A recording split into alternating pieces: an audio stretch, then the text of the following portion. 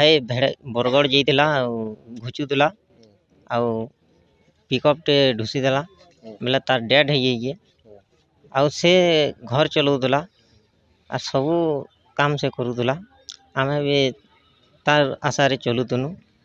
are more सरकार के एते निमंत्रण है जे आमर क्षतिपूरण दो जेना कि घर चली पारमु इटा बरगड़ रो भेड़न रास्ता सौरापाली छक रे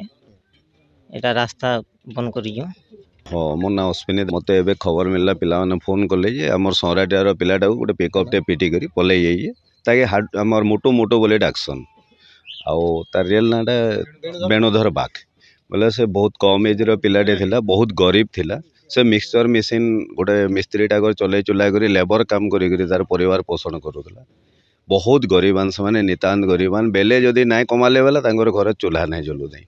से आज मरी जाइए तांकर घर पूरा शोकाकूल परिवेश अच्छे एवं मुझे आसिक देखली न तार पूरा एकदम एंता हिसाब से तार एक्सीडेंट हो तार मुड़ बिली जाइए तार जंग गुटे पूरा बिली जाइए